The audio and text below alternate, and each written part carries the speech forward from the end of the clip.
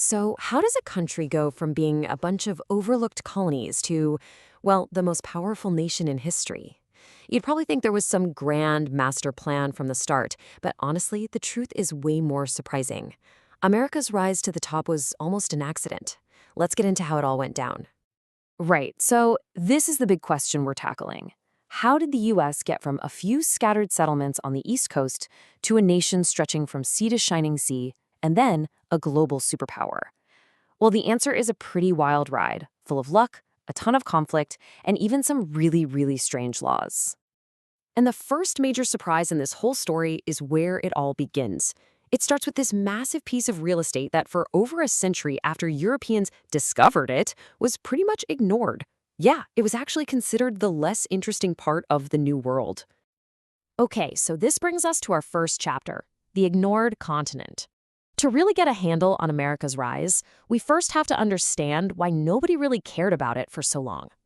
See, when European explorers first showed up, all the action was down south. Spain and Portugal, they hit the absolute jackpot. They were funding their entire empires with gold and silver from Central and South America. But North America? A Spanish expedition back in 1539 found zero precious metals and basically dismissed the whole place as useless lands. Even the English waited almost 100 years after their first visit to even try and set up a colony. But, eventually, people did start showing up. And this brings us to our next chapter, that slow, messy transformation of those once ignored lands from scattered colonies into a brand new country. So the English and the French both start setting up shop, and of course they were on a collision course from the get-go. By 1754, it was time for a war to decide who really controlled the continent. Great Britain won big. They got Canada and a huge chunk of land. But victory's expensive. It came with a mountain of debt. And what was their solution? Well, they decided to tax the American colonists to help pay for the war they just helped them win. And this one single question became the rallying cry for everything. No taxation without representation. That was the spark that lit the fuse for a revolution. The colonists just felt it was completely unfair for a government thousands of miles away to tax them without giving them any say in the matter. Declaring independence? That was the easy part. After the war, their first shot at a government was a total disaster. Under the Articles of Confederation, the 13 states were basically acting like 13 separate, squabbling little countries. There was no real central power, so they had to go back to the drawing board, write the Constitution to create a federal government that could actually function. And finally, they elected George Washington as the first president. So, now we have a country. But it's still just this little sliver on the East Coast. The next phase? Well, this is one of the most dramatic and fastest expansions in all of history. And it all kicks off with this incredible stroke of luck. Over in France, Napoleon was busy conquering Europe. And yeah, he had plans for an American empire too.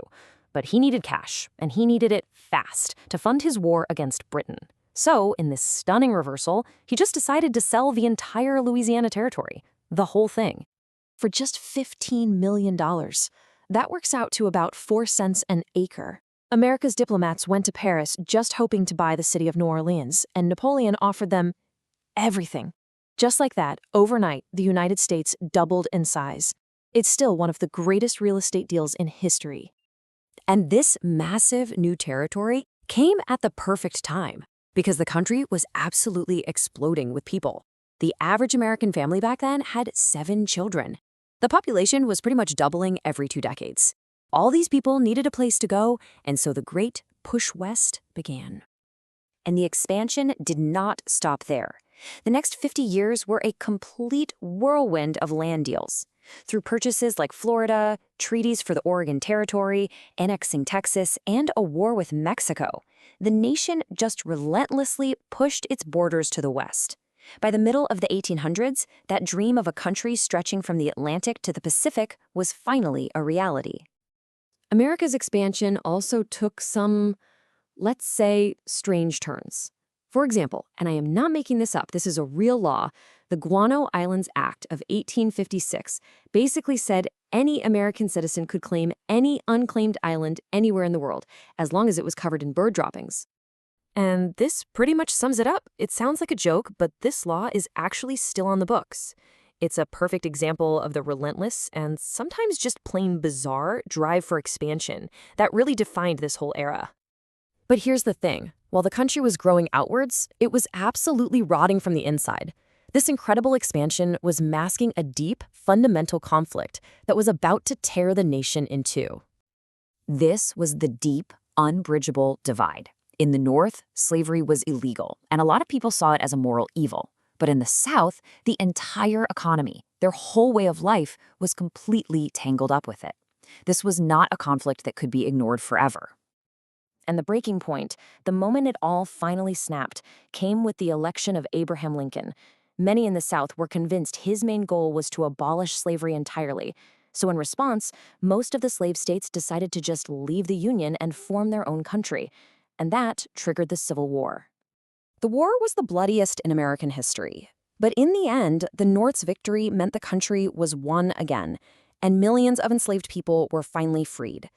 But in a tragic final act, just as the nation was starting the long process of healing, President Lincoln was assassinated. Okay, so after the incredible trauma of the Civil War, the reunited nation entered a totally new stage of its transformation. It started to look outward, moving on from its continental focus to become a true world power. Even after the Civil War, that drive to expand just kept going. I mean, after the Mexican cession cost $15 million, the U.S. later bought Alaska from Russia in 1867 for just $7.2 million.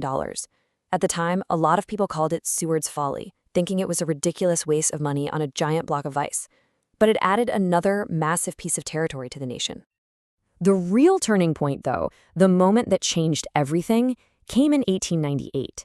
A short war with Spain ended what was left of the old Spanish Empire and basically catapulted the U.S. onto the world stage as a new imperial power, with territories stretching all the way into the Caribbean and across the Pacific. And the person who really embodied this new, assertive America was Theodore Roosevelt. He believed in projecting American strength through a really clear vision, a powerful, modern navy to control the seas, global influence through diplomacy, and incredible engineering marvels like the Panama Canal, which let that new navy dominate two oceans. America was now, for sure, a global force.